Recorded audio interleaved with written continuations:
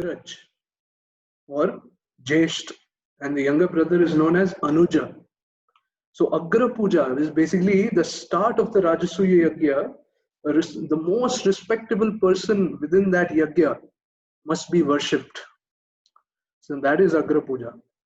So there was a discussion on whom to worship.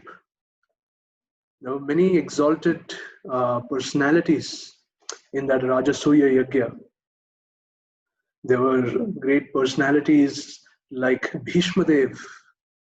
There were great sages headed from Vasishtha, Vishwamitra, Parashurama, and exalted demigods headed from Lord Shiva, Lord Brahma, and great devotees like Narada. They all were present. And amongst those, the cherry on the top, the Supreme Personality of Godhead, Sri Krishna himself was present. So there was a discussion among so many respectable people who should be worshipped. So Yudhishthir Maharaj approached Bhishma Dev, and he asks him that, "Oh, Pitama, who should we worship for the Agra Puja?" So Bhishma Dev, without a second thought, in a blink of an eye, immediately he said, "Of course, none other than our Lord Krishna."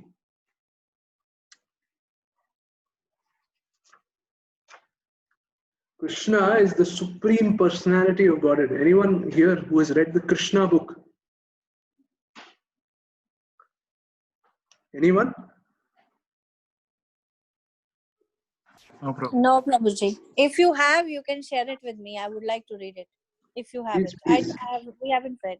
I'm pretty sure everyone should be having. This is a book that has been compiled by Srila Prabhupada out of the 10th canto. So these are purely pastimes of the Lord. This was the first book that was written when Prabhupada was translating Bhagavatam, because he knew that he was so old. He didn't know till when his time might come that he might have to leave his body. So he wanted to ensure that the treasure box of the Bhagavatam should be given first. So this Krishna book was made, which is purely the pastimes of Sri Krishna. Excuse me.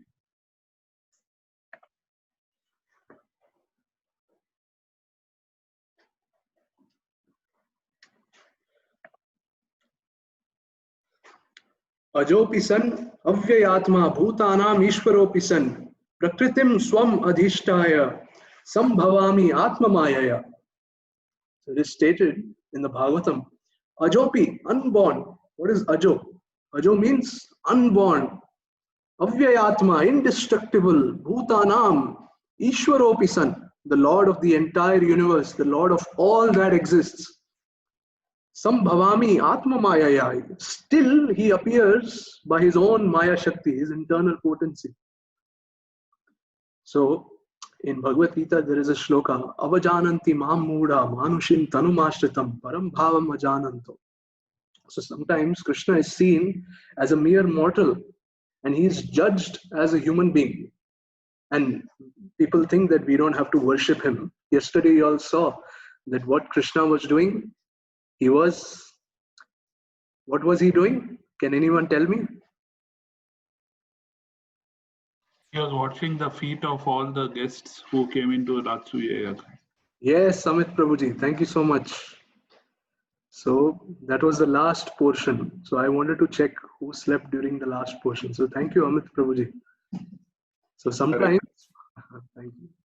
So Bhishmadev, he tells to Yudhishthir Maharaj, he mentions these points that Krishna who's present in the assembly is the source of everything that exists. Ishvara Sarva Krishna. In the Brahma Samhita, this is the first verse. He is the source of everything that exists. Satchidananda Vigraha. Anadir Govinda Sarva Karana Karana. Without a second thought, oh my dear Yudhishthir, you should worship Lord Sri Krishna. So immediately hearing this, Sahadev stood up. And in Mahabharata, it is explained that Sahadev gives detailed explanations and reasons from the Shastras on why Krishna should be worshipped. And he gives a lengthy description from the Shastra by quoting verses, like a lawyer. And hearing all this, the demigods, they praise Sahadev, Sadhu, sadhu, sadhu. Very good, very good. All the demigods, they said that you have given scriptural reasons on why Krishna should be worshipped. So all of us, we should also have scriptural reasons to choose whom we should worship. The most respectable person that we surrender ourselves upon. So everyone was in agreement with this, that Krishna must be worshipped.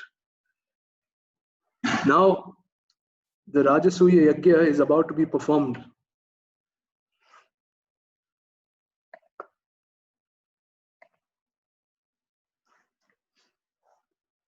So here you can see, this is a description of the Rajasuya Yajna. Can everyone see the PowerPoint? Yes, Prabhu.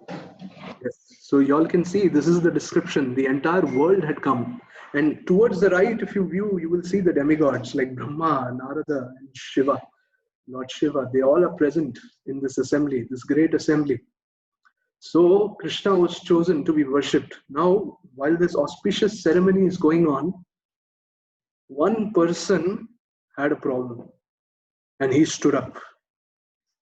Who's that person? Can anyone tell me? Shishupal. Yes, Shishupal Mahashay. So he stood up. Now we need to understand, Shishupal didn't have a problem with Yudhishthir Maharaj being Vishwa Samrat. Shishupal didn't have any problem with Yudhishthir Maharaj performing the Rajasuya Yajna. In fact, he didn't even have the problem with the Pandavas. His only problem was Sri Krishna, his eternal trouble. So here Narada Muni explains that Shishupal is the embodiment of Dvesha. Kama Dvesha Bhayat Krodhat Yatha Bhakti Sware Mana.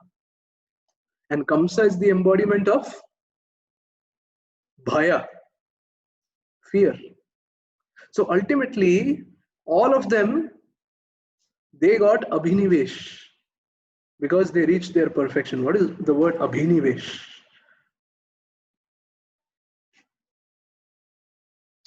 Any clue?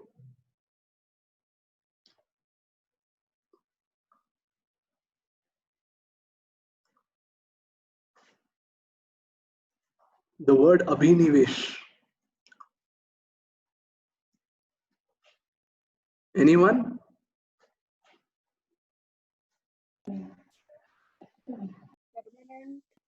Oh, sorry, Prabhu. No? Abhinivesh, it's a term that means constantly absorbed in the thoughts of Krishna. So when you're constantly thinking about someone and you get absorbed in thinking about them, that is Abhinivesh. So only when you think about Krishna constantly. So even Kamsa, even Shishupal, they were thinking about Krishna constantly. So it is described, Krishna doesn't see the mood in which you are absorbed.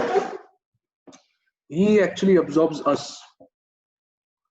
So through Abhinivesh, through absorption, Krishna purifies the intention.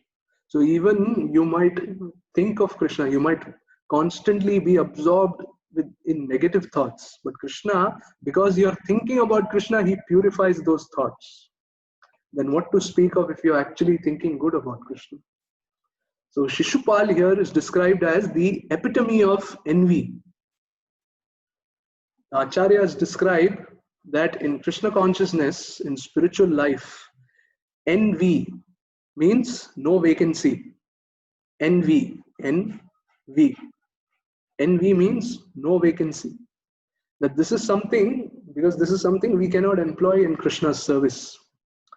Narottam Das Thakur explains that Kama Krishna Arpane, Krodha Bhakta Dveshi Jane, and Lobha can be engaged in hearing and chanting about the Lord. So Kama Krishna Arpane, that if you have unfulfilled desires, or if you have lust in your heart, then one can enter Grihastha Ashram and beget Krishna conscious children and offer them in the service of Krishna. Krodha Bhakta Dveshi Jane, one who speaks against the devotees should stand up. One can show his anger over there. And Lobha can be used in, greed can be shown in hearing and chanting about the Lord. But this Dvesha, envy, must be destroyed. So it is described in the Ramayana when Hanuman was flying to Lanka. He had to be tested. So he was tested by 3 people: Mount Menak, Simhika, and Surasa.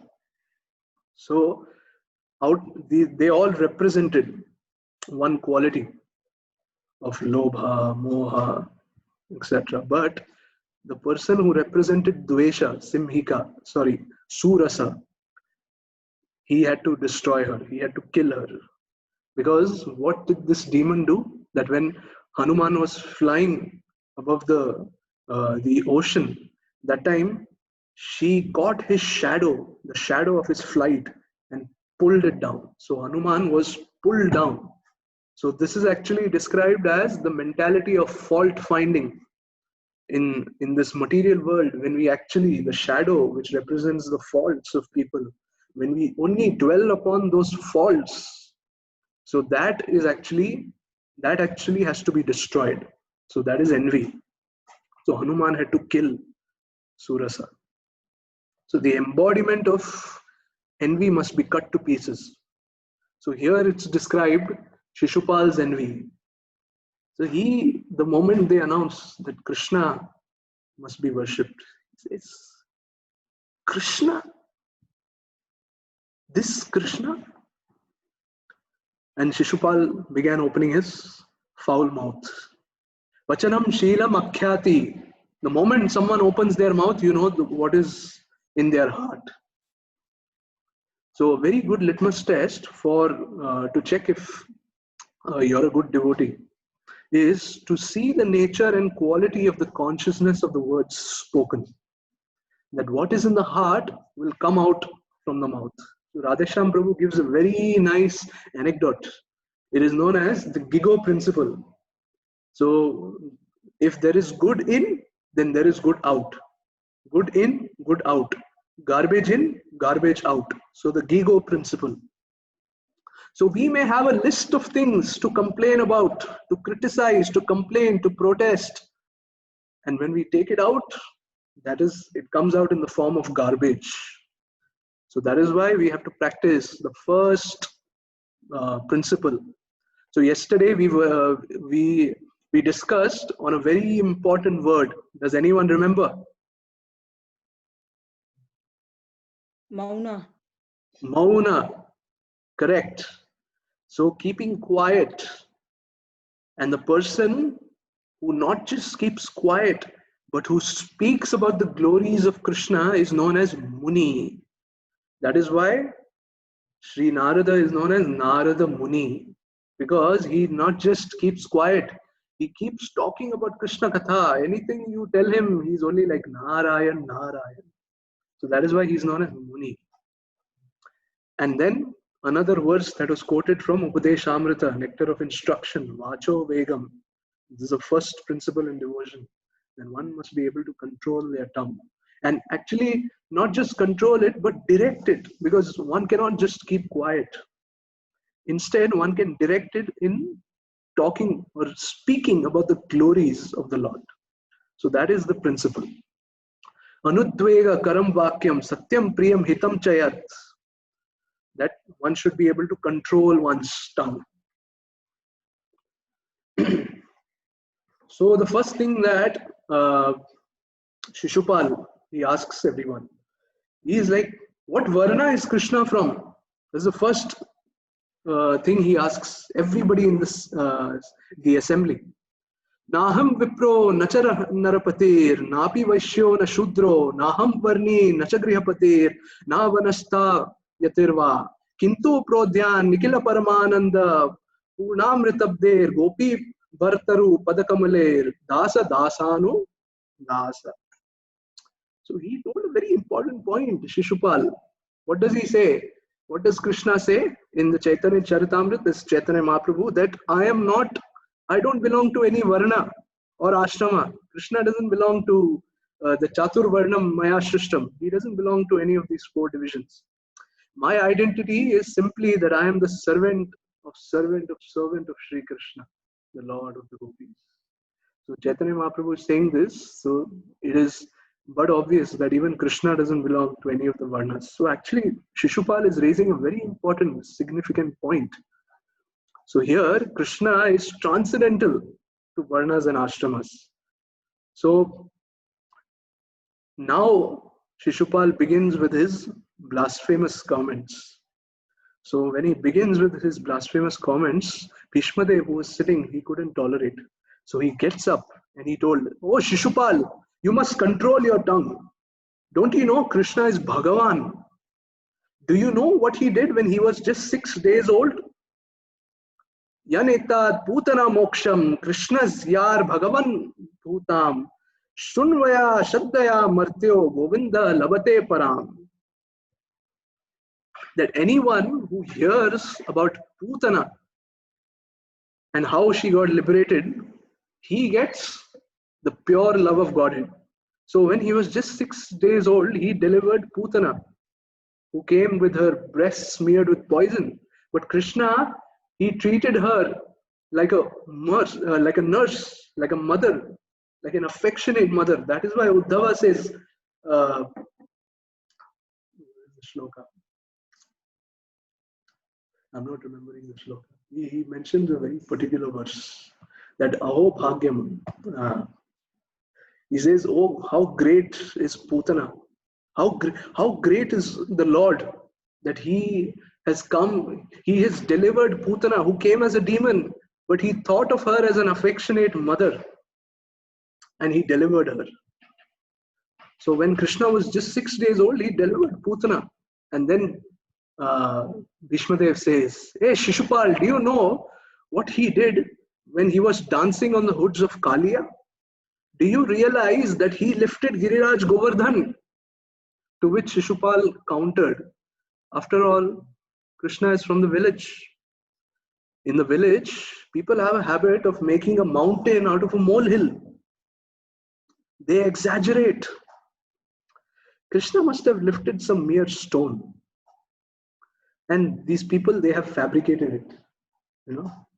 First, they have fabricated to such an extent. They say, oh, he first of all lifted a hill with his left hand, and not just with his left hand, with the little finger of his left hand, and he held it for 7 days. Oh, that is too much.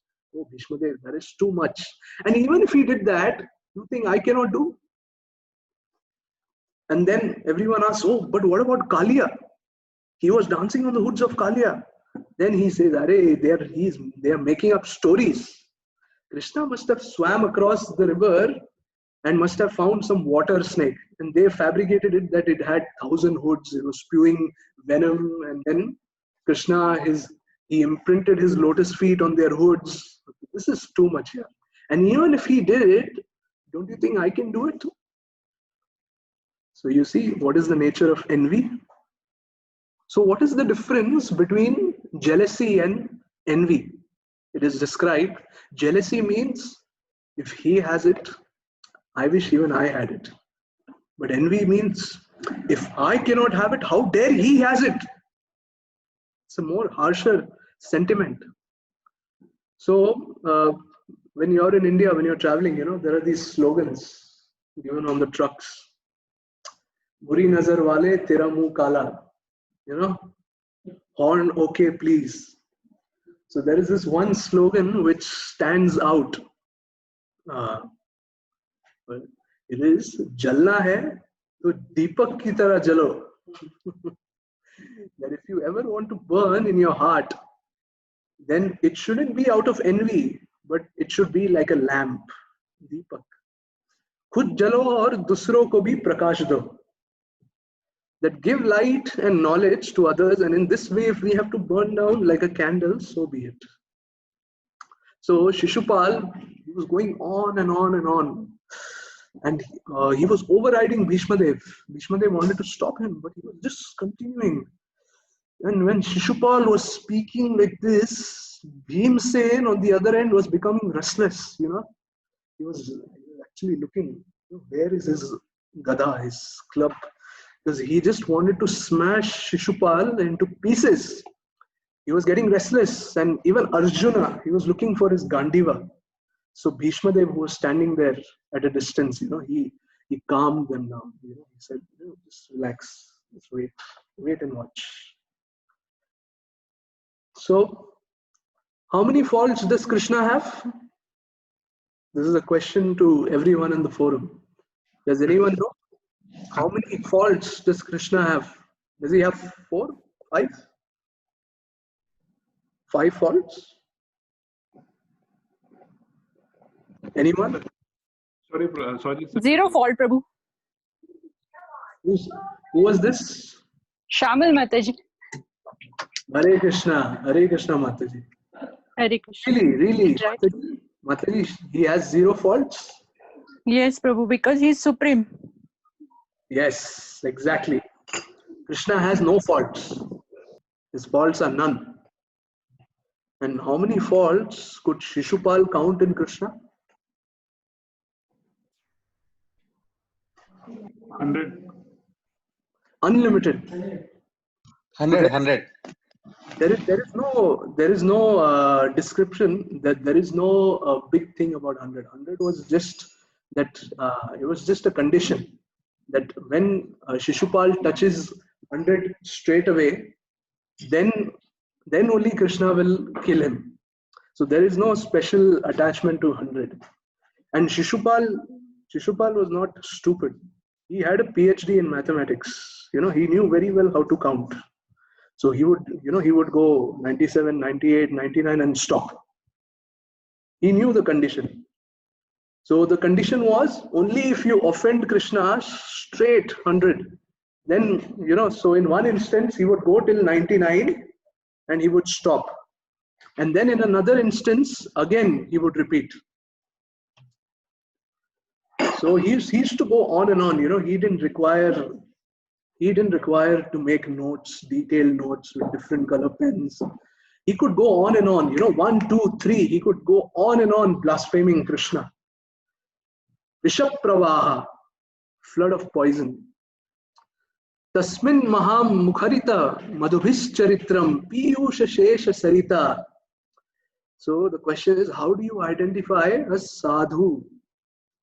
So it is described, from his lotus lips, rivers of Harikatha flow unlimitedly in unlimited directions at all the time. And anyone who doesn't do this is a sadhu, not a sadhu. This is not the English language, this is Sanskrit, a sadhu. So what Shishupal was doing was not Madhubhish Charitram, it was Vishabhis Charitram, poisonous fault finding. So everyone was looking at Krishna now. And Krishna was sitting there smiling, relaxed, as if nothing has happened. So in comparison to how we respond when someone would do like this with us. So how many faults do we have? How many births have we taken? Karmana, manasa, vacha. Thoughts, words and deeds. It is described that Ajamil, he had 3 Yamadutas and 4 Vishnudutas who came at that time. So why 3 Yamadutas? Because one Yamaduta couldn't handle all the sins that he had committed. He had committed so many sins. So one Yamaduta came for the thought, one for word and one for action. And why were there 4 Vishnudutas? Because he chanted the syllable Narayana. So the 4 syllables, they appeared as 4 Vishnudutas. They manifested. So Shishupal is finding innumerable faults in the person who is faultless, and that person is relaxed. And we have innumerable faults, and if someone finds one fault, what happens? Garjantam, gajayantam, nijapuja patalam, spotayantam, shipantam. It is described that we become like Nrsingadev, Ugra Rupa. Jwalantam sarvate mukham. How can he say this? You think you are faultless? That you are counting the faults in me? You're always, a step away from murdering the other person. So we should learn not just how to worship Krishna, but actually there is so much to learn from Krishna's personality that we can emulate. The Acharyas mention that actually we should thank the persons who criticize us. Of course, this is a very lofty statement. Bhakti Siddhanta Saraswati Thakur, he explains that, such people, you should treat them as your friends and you should always keep them around you. That the attitude should be that, I have innumerable faults. I have 50 faults, but you could only find one. So your vision is pakka. So, of course, we cannot imitate the Shastras. This is too lofty a principle, but we should know what they say. The best solution is, at this time, at least, we should remain patient and hear what the other person has to say. So Krishna is sitting there, calm. And Bhishma Dev, he requests Bhima that, oh Bhima, just settle down. In Mahabharata it is described. See what Madhava's chakra disc will do. So now Bhishma Dev in the assembly narrates the history of Shishupal. At once the king of Cheda dynasty, the Cheda province, had a child. And this, when Shishupal was born, he had 4 hands. Don't worry, it is not like the beautiful form of Vishnu. These were abnormal. And it was very ghastly. He had 3 eyes. And usually when children are born, they cry. But here, Shishupal was braying like a donkey. So a tribal woman, she came to the kingdom and she told to the parents that, don't worry, just take your child and place him on the lap of all your guests. So if all these abnormalities, if they disappear once placed on one of their laps, then that person, that guest will be the killer of that child. So as soon as Shishupal was placed on the lap of Krishna, all these abnormalities, they disappeared and he became a normal child and he started crying like a normal human. And immediately the parents, they begged Krishna that, oh Krishna, please do not kill our son.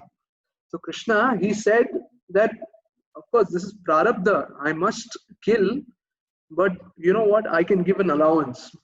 And what is that allowance? That I will kill only when he commits 100 straight offenses. So this is the time when 100 is mentioned. So the parents, they thanked Krishna and they trusted their parenting ability. So they were like, "Ki bacha 99 tak jayega, 100 kabhi nahi chhoega." They trusted their parenting ability. So Krishna said, "All the best." So Shishupal naturally grew up with envy, and when Krishna kidnapped Rukmini Haran, so that flamed his false ego even more. So now comes to the point where Bhishma Dev tells to Bhima. So the question comes, why 100? So Krishna wasn't attached to 100, the number. Actually, the point is, after offending Krishna, Shishupal started blaspheming Bhishma Dev in the Mahabharata. So till 100, he was only blaspheming Krishna. But then after that, he started blaspheming Bhishma Dev. He said even personalities like Bhishma, who are old and blind, have lost the sense, lost the power of discrimination. So now we know how much Krishna loves his devotees. Sadho hridayam manyam sadhunam hridayam vayam mad anyatena jananti naham tenobhya managapi aham bhakta paradino yas swatantra ivo dvija sadhu bhighastra hridayam bhaktai bhakta jana priya. This is given in Srimad Bhagavatam, 9th canto, chapter 4, verse 63 and 68. Amrish Charitra. So Krishna could have said that, here he mentions Sadhunam Hridayam, Sadho Hridayam, that the sadhus live in my heart. Sadhunam hridayam vaham. That I am their heart. So now Krishna could have easily said, no, the sadhus are like my hand, or the sadhus are like my arm, like how he describes his universal form to Arjuna. Or the sadhus are my ear, or the sadhu is my eye.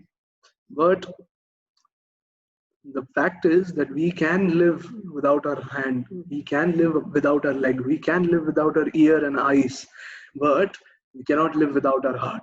So even Krishna says that I cannot live without my devotees. Mad anyate janati. They don't know anything apart from me, and I don't want to know anything apart from them. So this is Krishna. Bhagavan, Bhakta, and Bhakti. The three bhas. As soon as the blasphemy of Bhishmadev began, Krishna invoked his Sudarshan Chakra and slit the throat of Shishupal. So a laser surgery was performed because not a drop of blood fell in the assembly. Because Krishna knew that if a drop of blood is, if it falls in the arena, then the whole place becomes inauspicious for performing the yajna. So Krishna was so conscious about all of this. And then it is said that the soul of Shishupal enters the Supreme Lord's form. And from there on begins the descriptions of the 7th canto. Okay, so So the question can be, so the question that is keeps irritating everyone, that Krishna killed Shishupal, what kind of mercy is this? So Krishna has a name, Hatari Gati Dayaka. Can anyone tell me what is the meaning of Hata?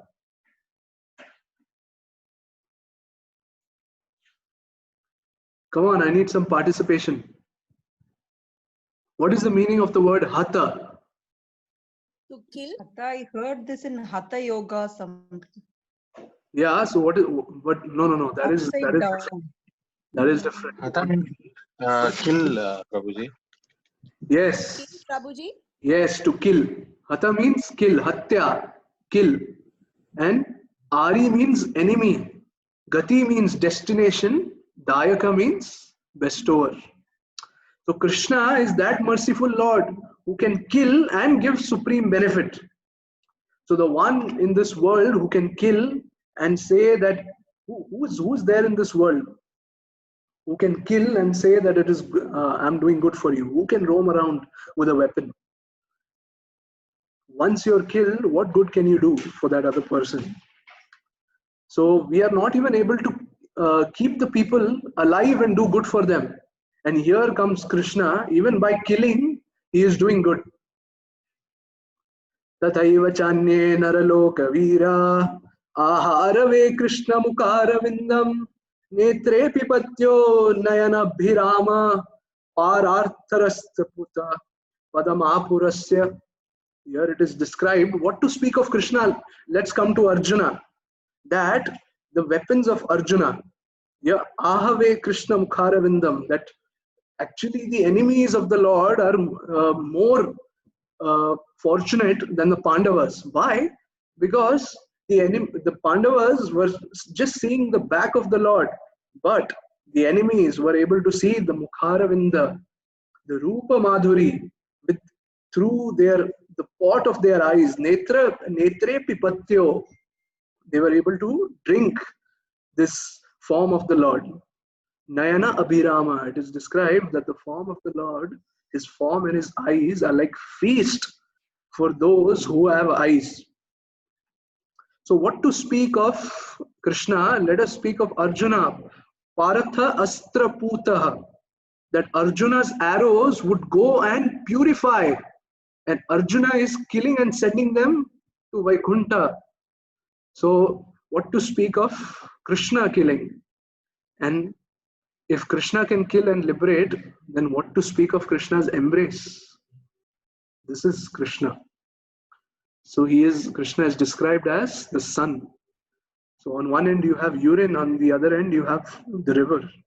And Krishna, who's like the sun, can purify both the places, and yet the sun remains pure.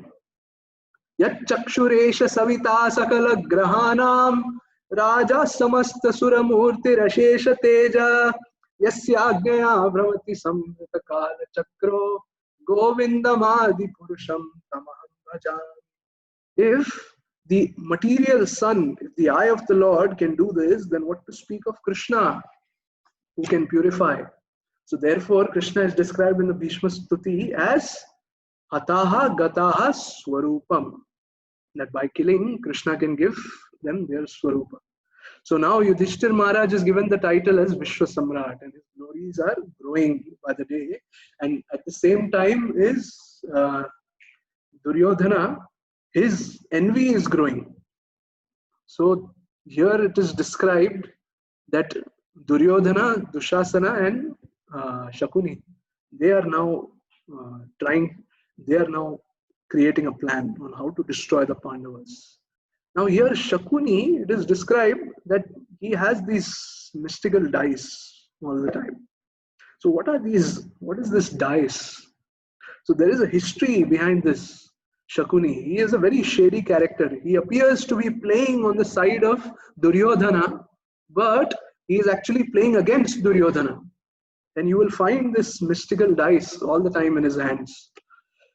So what is the history of this dice? It is said that the forefathers of Shakuni in Gandhar, they were imprisoned and they were tortured by the Kuru dynasty. They were not given food and water. And in this way, they passed away. So Shakuni goes to collect their bones. And the souls of his forefathers, they were filled in so much of grief and in so much of pain that they wanted to take revenge. So they gave benediction to Shakuni. And they said, "Oh Shakuni, we will help you. You construct dice from the bones of our body, especially the knees, the bones of the knees. And you make dice out of them and let Duryodhana call a number and we will help you."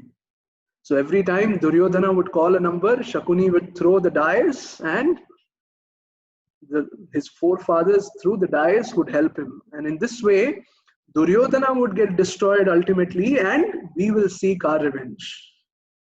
So this is the history, and the same dice were used in the most infamously famous gambling match. So now comes to this, we come to that prasanga where the Pandavas in this gambling match, they lose everything. They lose not just everything, they lose their kingdom, their money, their lives, as well as Draupadi. And this is that one portion where Draupadi was disrespected.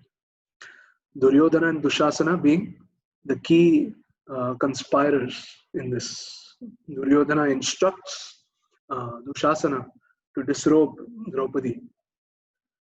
And here Bhishma Dev keeps quiet. So this is the most common misunderstanding about Bhishma Dev that lies in this part of the puzzle. So people keep questioning, if Bhishma Dev is so knowledgeable, if he is the source of knowledge, if he was named Devavrat because he represents Dharma, if he is one of the 12 Mahajans, why did he keep quiet? Why did he hang his face down and not do anything? He was a great grandsire. He should have definitely done something. But we need to understand that Bhishma Dev is simply an instrument in the Lord's hands. Those of you all who were present in the class that I had taken for Narada, I had explained in detail about the story of the father of Gyaneshwara, that he walked according to the will of the Lord, and even if that means that the society has to misunderstand him, he is okay with that. So Bhishma Dev is also following the same principle here, that he is simply acting as the instrument of the Lord. This is a pastime of the Lord, and Bhishma Dev is simply partaking in that activity. So this is the same reason, this is the same case why Bhishma Dev fights from the other side of the battle, because he's acting as the instrument of the Lord. So we need to understand what was Bhishma Dev thinking. So the thought process of Bhishma Dev was that in Draupadi's case, if Bhishma Dev intervened, then the world would not have seen and witnessed what it means to surrender, what it means to have the shelter of the Lord. That if Bhishma Dev kept quiet because he knows, Bhishma Dev kept quiet because he knows who Krishna is. He knew what the future holds, what will be the fate of the Kauravas. So if Bhishma Dev can, we need to use our logic, the faculty of our intelligence, our intelligence, the faculty of our senses.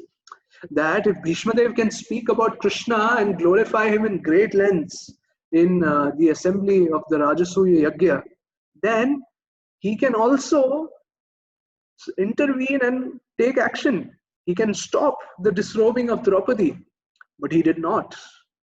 He didn't stand up and speak. So here he took the back seat so that Draupadi could helplessly call out to Krishna, and the world can see what happens when a jiva calls out to Krishna helplessly. So we have read, if you read the newspapers, the television, it is nowadays it is a very common thing that women are getting attacked, are getting assaulted everywhere, not just at night time, not just in a desolate parking place, but everywhere, in a marketplace, in a mass assembly, in the broad daylight. And we always need to be so careful of the wives, the mothers, because people are so animalistic these days. And not just young women, even older women who are in their 70s are being attacked, are being molested. So we have read such cases, Manushya Rupena Mriga Charanti. Such animals, such Dvipada Pashus are attacking women. So such cases are very common. It is unfortunate, and it is definitely not justified. And it is very abominable, very sinful. The cases of such molestations and rapes is unlimited.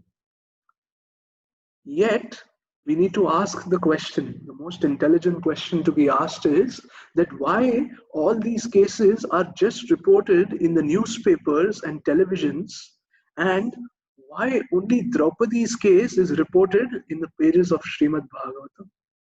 What she went through is also what women went through. And in fact, many of the women in today's age have gone through much worse. We have read about various of the cases. Yet only Draupadi is mentioned in the pages of Bhagavatam.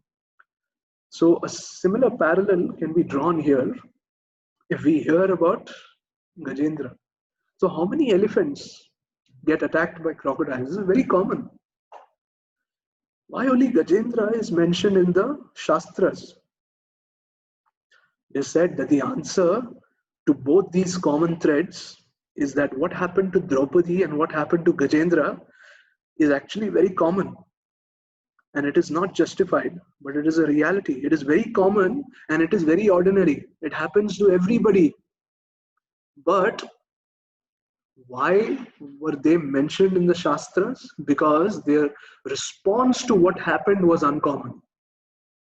It was their response that made the ordinary extraordinary. So in The Eighth Habit by Stephen Covey, it's a book, he mentions about the 10-90 principle, where it is said that what happens with you is only 10% of the problem, and how you respond to that is 90%. So what happened to Draupadi and Gajendra was very ordinary. It happened to everyone, actually in a much greater degree. But because they called out to Krishna, this made the ordinary extraordinary. So the situations that we face in our life, which is known as karma, which is prarabdha, these are ordinary situations. But how can we make them extraordinary? By making advancement and calling out to Krishna. Mahavipattau samsare yasmaret madhusudana vipattau tasya sampatti bhavet ityaha Shankara. Padma Purana. So Krishna appears when a devotee calls out desperately. So Krishna could have appeared in a palace, it is said. Krishna could have taken birth in a palace. Krishna could have taken birth in Brahma Muhurta. Krishna could have taken birth in a very auspicious occasion, with celebrations, with the Brahmanas chanting hymns, with classical music, the Supreme Lord is taking birth. But why did he agree to appear in the middle of the night in a prison house in Mathura? Astrologically, it is described that time was very inauspicious. Yet, Sutta Goswami in the Bhagavatam states, Kalaha Parashobhanam, that the time was extremely auspicious. Why? So Krishna, what got Krishna in the middle of the night in that prison? Actually, it was not his own desire. He was in fact pulled by the helpless calls of Vasudeva and Devaki. Krishna was invoked. It is said that he was forced to appear because of their desperate and helpless call.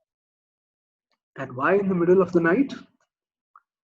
Because in the middle of the night it is pitch dark, and light represents a ray of hope. And where it is pitch dark represents that there is no hope. So the place where there is no hope, apart from taking shelter of Krishna, when we have no plan B, there Krishna appears. Bhayam dvitiya abhinivesha tasyat. That when we have dvitiya, bhayam dvitiya, a plan B, that where we have bhaya, shokha and moha, there Krishna doesn't take birth. There Krishna doesn't appear. But when we understand that there is only one plan, not plan A, not plan B, plan S, surrender, sharanagati, that is where there Krishna appears. Patri Prabhu, who was giving a session, you all must be present. In the start, he gave a session. So Patri Prabhu, he described what is surrender. Surrender means to keep your sir under Krishna's lotus feet. So this is Patri Prabhu. And Chaitanya Charan Prabhu, he says even a better statement, that to actually understand Krishna, you should stand under Krishna. So Krishna appears only to the helpless and desperate. And it is said that wherever Krishna is invoked with great faith and called out, that place is Janmashtami. That is where we celebrate Janmashtami, Ashtami. So Krishna appears right in the middle. He doesn't appear in Purnima, Amavasya or Purnima. So Krishna doesn't like too much of fanatism or being too liberal. So here Draupadi called with her arms raised, and Krishna responded. And as you can see, the sari was going on and on. So actually, if we see, this was not the disrobing of Draupadi, this was actually the disrobing of Dushasan. Duryodhan was looking at Dushasan and he was like, I'm not going to have you in the battlefield. You are not a Kshatriya. You can't even remove a sari. You can't even disrobe. Dushasan, he said, brother, can't you see I'm trying my best, but I can't even imagine how much sari is this Mataji wearing. Of course, he didn't say Mataji, but it was endless, So when the crocodile bit Gajendra, so that time Gajendra called out and he recites verses in Sanskrit. Have anyone heard an elephant? When was the last time you all heard an elephant recite verses in Sanskrit? So it is actually the impossible that becomes possible when Krishna is invoked. So Gajendra calls, Gajendra being the elephant. And it is said that it is described in the Shastra that Mahavishnu, he actually does a few things before he sits on the back of Garuda. it is described that he does achaman. Then he takes his chadar, his upar tariyam, something that I'm wearing right now. And then he wears his shoes, his padukas. And then he places a nice asan on Garuda, and then he flies. So that day was the only time recorded in history when the Supreme Lord flew faster than Garuda. That when Gajendra called out to Krishna, Garuda had to flap his wings at double the speed to keep up with the Lord who was flying faster than Gajendra. And because it is said Gajendra, the moment he recited Narayana, Narayan had already reached, and Garuda was following. So the Lord was called, that was the only time the Lord came without achaman, without his uttariyam, without his shoes, without the asana, and without even his carrier. He just came. So when a devotee calls out with great love and great faith, Vaidhi Bhakti goes to the side. It is described in Amrisha Charitram that Krishna is telling. Actually, in astrology, when you see someone has Shani Grasta, it means he is being affected by the planet of Shani. He is being influenced by Shani. So Krishna, he tells to Durvasa, Sadhu bihi grasta hridayam. Oh Durvasa, what can I tell you? My chart, Krishna is saying, my chart is influenced by a very beneficial planet. It's the planet of sadhus. They control me. What can I do? Yare chaiche nachaite taiche gare nitya. Krishna is ready to dance. So Gajendra, he picks up a lotus and offered it to Krishna. And the commentators of the Bhagavatam, they write, Srinath Chakravarti Pad, that if you want to offer something to Krishna, you should not be looking around for something. Whatever is present in that situation, offer it to Krishna. So Gajendra did not start making a garland at that time. He saw in that situation there was a lotus. He picked up the lotus and he offered it to Krishna. In fact, Bhagavatam goes to such an extent where they ask, why does the Supreme Lord hold Padma in his hand? So Bhagavatam says Vishnu has accepted Padma as his alankar because it is that same lotus which Gajendra gave to Vishnu. So this is the Supreme Lord. So when will that day come when we will call out, with so much of helplessness and desperation? Kab hoga? Kabe habe bolo se din amar. Aparad guchi, shuddha name ruchi. So we all have problems, I'm addressing everyone in the forum. That with full honesty, by touching our heart, we can say we have problems in our life every single day. We have health problems, we have financial problems, we have parenting problems, in-law problems with people.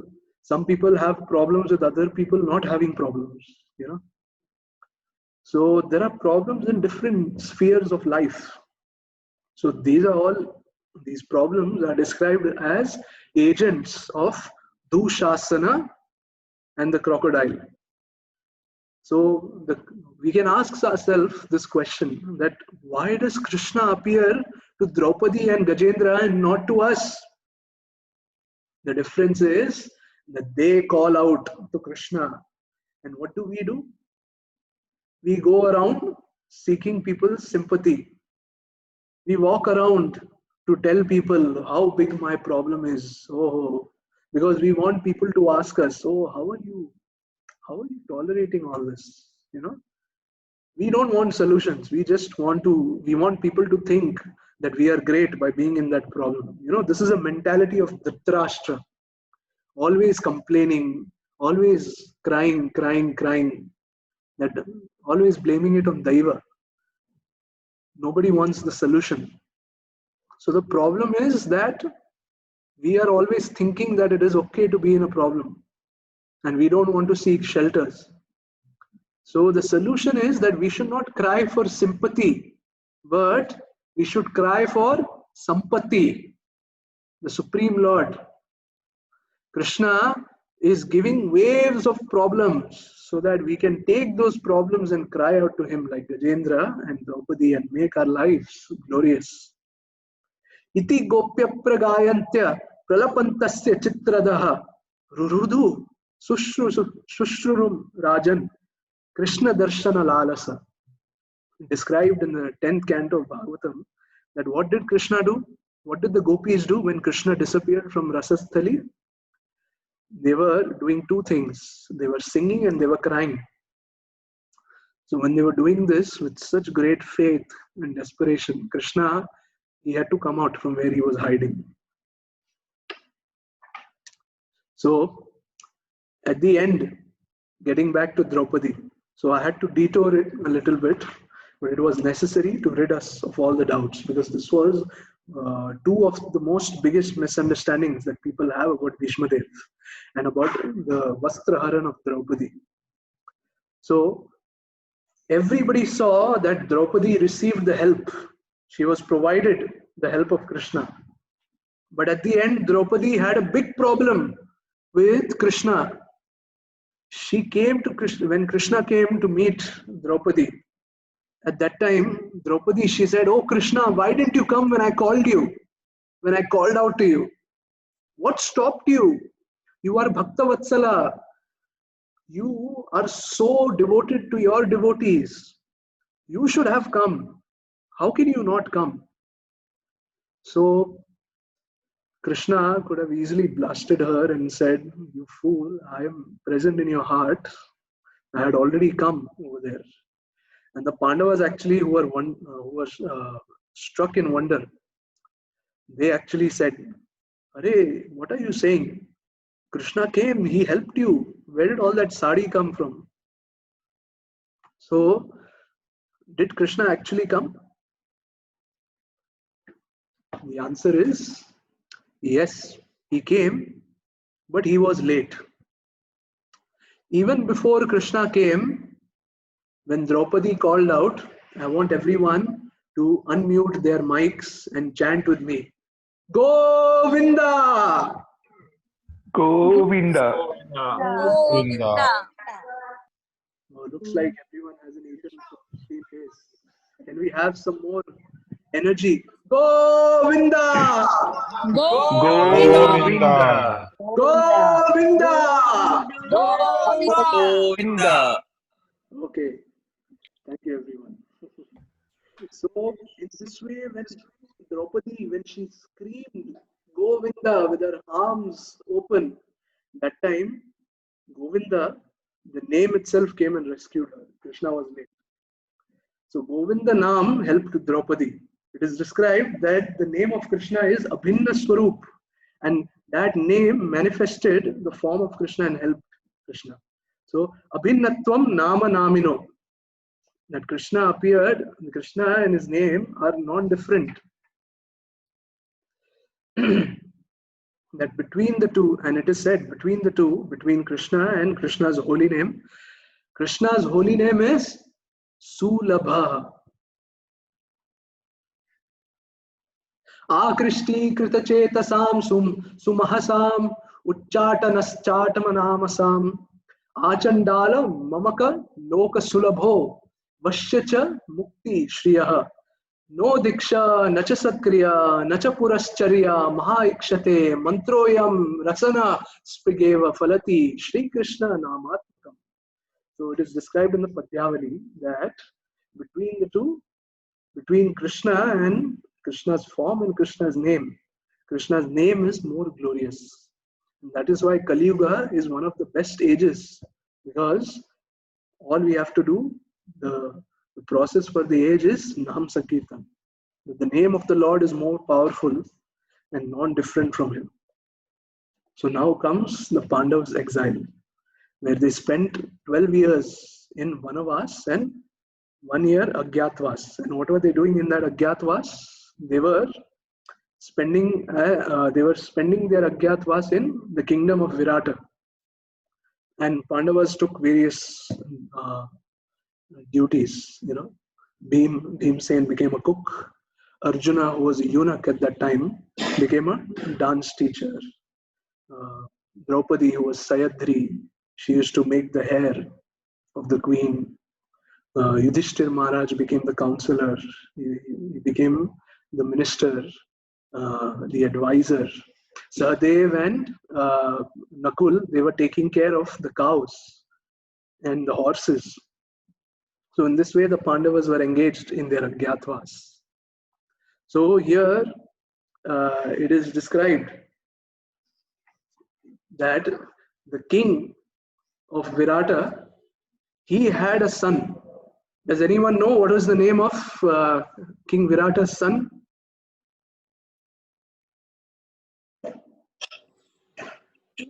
Uttar. Yes, Uttar Kumar. Yeah. So this Uttar Kumar was a bragster. He was bragster number one. Yeah, he's like, I'm like this, I'm like that. You know, I used to do this, I used to do that.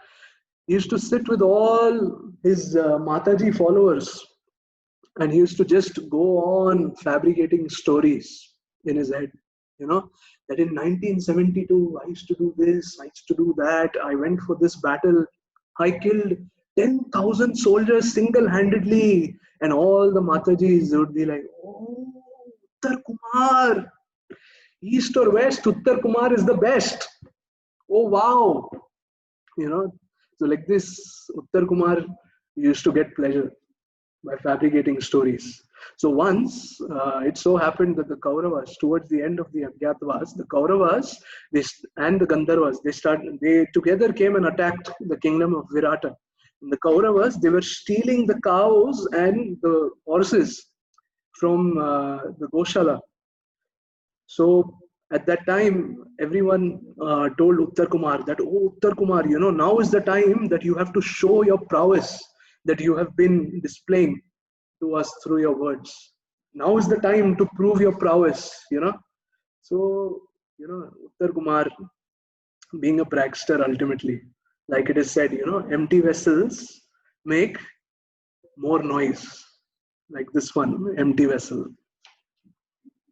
So Uttar Kumar, he said, yeah, sure. But the problem is I don't have a charioteer, you know. Charioteer hota to badhiya hota hai, you know, but I don't have a charioteer, what to do? I can't go fight. Like people, you know, in the material world keep making excuses. I don't have charioteer, so I can't go. So eunuch, Arjuna, Brihannala, he comes and says, don't worry, I will be your charioteer. I will drive you to the chariot. I will drive the chariot. So Uttar Kumar said, Acha, you're a eunuch, tumko aata hai kya? Chalane ka? And he's like, yeah, I know, you come. So now Arjuna is driving the chariot, and we all can imagine what is going on in Uttar Kumar's heart. His heart is beating. So no description is needed. This is also the same kind of feeling I had when I used to enter my examination hall. So where the parents are saying, go, go, go, the heart is saying, don't go. So Uttar Kumar, when he reached the battlefield, he sees an ocean of Kaurava army. He sees Karna, Bhishmadev, Dronacharya, Dushasan, Kripacharya, and Duryodhana. So all these great warriors, they are present, and there is an ocean of an army. So Uttar Kumar, you know, he became pale, and there he stood alone with a eunuch, Brihannala. So Arjuna, now he told Uttar Kumar, see, now is the time, now you begin fighting. So Uttar Kumar said, okay. He got down from the chariot and ran in the opposite direction. So now you all can imagine this scene of this ocean of an army standing in the enemy side, and here alone Uttar Kumar is running the opposite direction and he is being chased by a eunuch.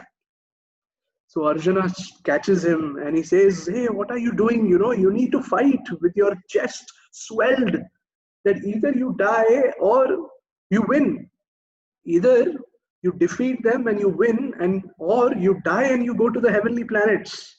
These are your two options. Uttar Kumar said, I want to take the third train, let me go home. Itvatma pakam grihamanda kupam vanam gatoyat harim ashtrayetat. It is said, I don't know about I don't know about Godhead, but I want to run back. I want to go back home. So Uttar Kumar, he said, he spoke his heart to Arjuna. He said, the reality is I am just a bragster. I just love to brag. So the eunuch, he said, okay, you have, now that you have revealed to me your secret, I will reveal to you my secret. And you have to promise that you will not share my secret and I will not share your secret. So Uttar Kumar said, what is your secret? So the eunuch said, I am Arjuna. So Uttar Kumar was gazing him up and down.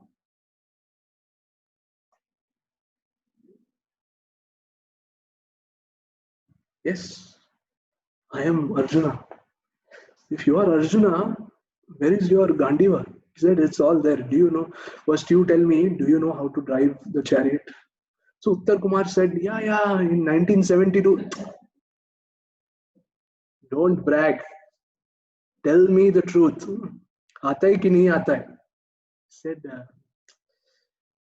aata hai, thoda bahut aata hai, kaam chal jaye. So then Arjuna says, okay, you drive my chariot, take me to that tree. And there my weapons are stored, where Gandiva is placed. So then Arjuna, he goes to the tree, he takes his Gandiva, he strings it, and when he twangs the Gandiva bow, it is described, the sound is so, it is like a lightning has struck. It is so loud that all the elephants and horses in the army of the Kauravas, they got out of fear, they passed stool and urine at the same time. So doing so, Arjuna then began showering with arrows, and he defeated the entire army single-handedly. He defeated Bhishma, Karna, Drona, Kripa, and Duryodhana. They all were defeated, and it is said that Arjuna killed that day 10,000 soldiers with his arrows as a eunuch. So everyone was confused. Who is this eunuch? How this has to be Arjuna, this can't be a eunuch. So Arjuna returns to the kingdom, and after the defeat, it is said in the assembly that Duryodhana is boiling, and Bhishma Dev, he speaks to Karna and Duryodhana, and he says, don't you see that person who shot arrows in that battle of Virata? That can be no one else but Arjuna. I have seen many generals, I have seen many commanders and chiefs, I have seen many soldiers. No one fights like Arjuna. That was Arjuna, So only this Gandivdhari can achieve something. Not even this Karna. Uske samne bola. Karna was present there. He spoke to the Karna of Karna. So Karna at that time, he looks at Bhishma Dev, and Bhishma Dev tells to Karna that, Karna, you think too much of yourself, You don't know the power of Arjuna. You don't know the power potency. If there is anyone who can defeat me and kill me, that has to be Arjuna. But because of his etiquette, he won't kill me. So he is a wonderful warrior. And Karna, when he heard that, his heart, he was filled with rage. You could see he was about to get angry. And Duryodhana there, he had to pacify both the parties because he wanted both of them in his army. So Karna, he was saying, "Arey Karna, theek hai na? There's a generation gap. 4 generations se sambhal raha bunda. Relax." And then Bhishma Dev, he says, No. I mean it. I mean what I say. This Karna thinks too much of himself. He has already lost his kavacha. He has destroyed it is already broken, his armor. And anyways, he is useless because of the curse of Parshuram, that he will forget everything in the battle. So now Karna couldn't tolerate. He told to Duryodhana, what does this old man think of himself? He is old, what does he know? 4 generations later, people are fighting. Now also he is interested in fighting. So Duryodhana, he says, he tries to pacify both of them. So it is said, Duryodhana tells Bhishma Dev that, listen, Bhishma Dev, I am planning for a war and I am not going to forgive the Pandavas. Bhishma Dev said, look, they have already completed their term of exile. They listened to you. They went for 12 years of Vanavas and they went for Agyatavas after that. Duryodhana said, this is impossible. I thought, I was confident that I would be able to catch them during their Agyatavas and again the term would repeat. But anyways, I'm not going to give them their kingdom back. So Bhishma Dev, he said, no, you should keep your word. How can you go against your word? Pran jaye par vachan na jaye. How can you go against your word? But as we all know, Duryodhana belongs to a very special category of people known as HNS, Hum Nahi Sudrenge category. So it is described, how much ever Satbuddhi you give them, they will never take it. The classic example of HNS is Ravana. Everybody asked him to return Sita. His father told him.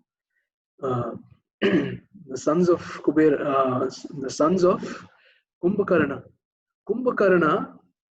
and Indrajit, they all told him, please return Sita Devi. But Ravana didn't listen. He said, no, I will not return. And what happened? Ravana, he went to defeat Vali, it is said. So Vali is a very powerful monkey. So it is said that Vali had a boon that anyone who comes in front of him, that person's strength will be reduced by 50% and Vali's strength will be increased by 200%. So Ravana wanted to defeat Vali. And Vali at that time, in the morning time, he was chanting his Gayatri. So even the monkeys, they have some samskaras. So, but he had a very different style of chanting the Gayatri. The Gayatri, which are 4 verses.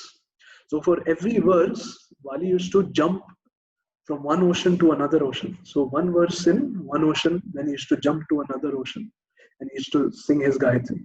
So when Ravana came, and because Vali was so busy chanting his Gayatri, so when Ravana came, Vali wrapped Ravana with his tail and he placed him towards his rear, his backside. And he was jumping at the same time, performing his Gayatri. And Ravana was at the back towards his rear. So Ravana, he said, I am a king. At least give me some respect. At least hold me in your arm. Why are you holding me, at your backside, your rear? So Ravana understood that Vali is too strong for him. So he said, Arey, Prabhu, main to sirf aapke darshan ke liye aaya tha. When you know that the other person is more powerful than you, then you make friendship with such people. The policy of Shanda in Narsimha. So it is stated here that the vows that Vali and Ravana took were also very demoniac.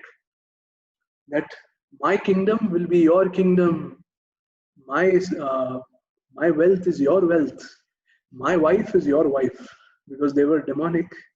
This was their vows. And it is said that when Vali's son Angada was sent by Ramachandra to meet Ravana. So when Angada came and he said, I am the son of Vali. So Ravana, he understood, Arey, he is the son of Vali. Aiye, Baitiye Maharaj. So we all know that the fruit doesn't fall far from the tree. So if the father can do what he did with Ravana, then even the son can be equally powerful. So Angada says, nahi, main idhar nashta pani ke liye nahi aaya. I have come to deliver a message. And he said, please return Sita Devi.